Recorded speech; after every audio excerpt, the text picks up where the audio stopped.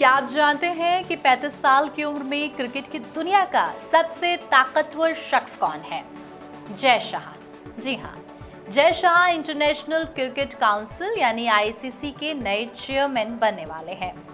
महज 35 साल की उम्र में इस पद तक पहुंचने वाले वो सबसे युवा क्रिकेट प्रशासक हैं। हालांकि लोगों का ध्यान इस ओर नहीं जा रहा कि उनसे पहले कौन सबसे कम उम्र का क्रिकेट प्रशासक इस पद पर आसीन रहा है। आपको बता दें कि उनके बाद 11 लोग आईसीसी के अध्यक्ष बन चुके हैं। साल 2014 में जब एन श्रीनिवासन आईसीसी प्रमुख चुने गए, तब से इसे आईसीसी चेयरमैन कहा जाने लगा। उनके बाद से 3 अन्य लोग चेयरमैन नियुक्त हो चुके हैं और अब सबसे कम उम्र के चेयरमैन बने हैं जय शाह, जो कि चौथे चेयरमैन होंगे। अब सवाल है कि उनके चेयरमैन बनने के बाद उनकी कमाई कितनी होगी और शाह की बीसीसीआई में कमाई कितनी थी। नमस्कार, मैं हूं आपके साथ स्वाति सिंह और आप देख रहे हैं इंडिया न्यूज। शाह की बीसीसीआई से कितनी कमाई होती थी और अब आईसीसी चेयरमैन बनने पर कितनी सैलरी उनको मिलेगी, इसके साथ इससे जुड़े तमाम सवाल आपके मन में चल रहे होंगे। चलिए उन तमाम सवालों के जवाब ढूंढते हैं।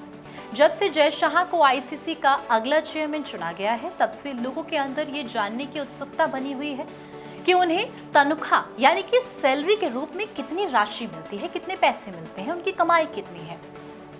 अगर आपका भी यही सवाल है तो उसका जवाब हम लेकर आए हैं।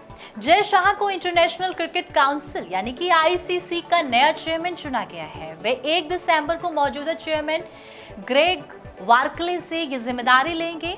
जय शाह 2019 से भारतीय क्रिकेट कंट्रोल बोर्ड बीसीसीआई के सचिव पद की जिम्मेदारी संभाल रहे हैं। इस खबर ने क्रिकेट प्रेमियों में ये दिलचस्पी जगा दी है कि उन्हें बीसीसीआई सचिव के तौर पर कितने पैसे मिलते हैं और जब वे आईसीसी चेयरमैन का पद संभाल लेंगे तो उनकी सैलरी कितनी हो सकती है। पहले बात बीसीसीआई की करते हैं। भारतीय क्रिकेट बोर्ड में अध्यक्ष, सचिव, उपाध्यक्ष और कोषाध्यक्ष मानद पद है। इन पदों को संभालने वाले अधिकारियों को कोई भी मासिक या सालाना वेतन नहीं मिलता है। अब आप चौंक गए होंगे, तो सैलरी क्या मिलती है, पैसे क्या मिलते हैं, क्या फ्री में काम होता है? यानी कोई तय सैलरी नहीं मिलती है। मामला पूरा ये है। इसके बावजूद उन्हें बोर्ड की ओर से काम के लिए खर्च दिया जाता है। इन अधिकारियों को अलग अलग तरह के भत्ते और खर्चे दिए जाते हैं, जिसे पिछले साल बोर्ड ने बढ़ा दिया था। अध्यक्ष और सचिव समेत तमाम बड़े मानद पदाधिकारियों को आईसीसी मीटिंग या टीम इंडिया से जुड़े विदेश दौरे पर जाने के लिए हर दिन $1000 यानी कि करीब 82,000 रुपए भत्ता मिलता है। साथ ही उन्हें हवाई जहाज में फर्स्ट क्लास में सफर करने की सुविधा मिलती है। इसी तरह भारत के अंदर ही अलग अलग बैठकों में हिस्सा लेने के लिए 40,000 रुपए प्रतिदिन के हिसाब से भत्ता मिलता है और साथ ही बिजनेस क्लास ट्रेवल की सुविधा भी मिलती है।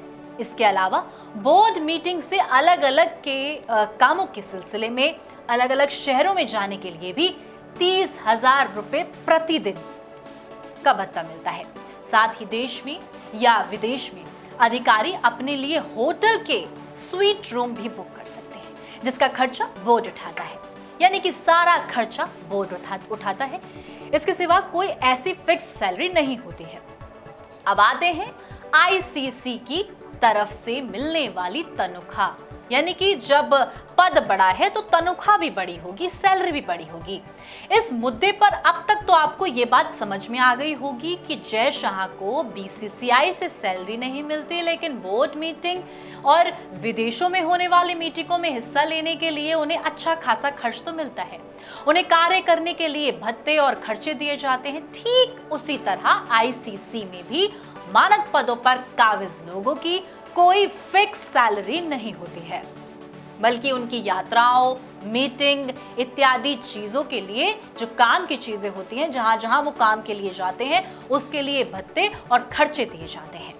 हालांकि आईसीसी की तरफ से आज तक ये नहीं बताया गया है कि वे अपने अधिकारियों को यात्रा, मीटिंग या अन्य सुविधाओं के लिए कितने रुपए प्रदान करते हैं, पर एक अनुमान के हिसाब से लोग ये कहते हैं या तमाम रिपोर्ट्स ये कहती हैं कि इतनी जो तनख्वाह है वो नहीं दी जाती है। लेकिन उस तनख्वाह का जो सैलरी का जो पूरा एक अमाउंट जो अफवाह के तौर पर उड़ता है वो साफ तौर पर खारिज होता है। लेकिन हाँ, काम के पैसे मिलते हैं, दिन के हिसाब से मिलते हैं। ऐसी तमाम जानकारी के लिए हमारे साथ बने रहें और देखते रहें इंडिया न्यूज़। धन्यवाद।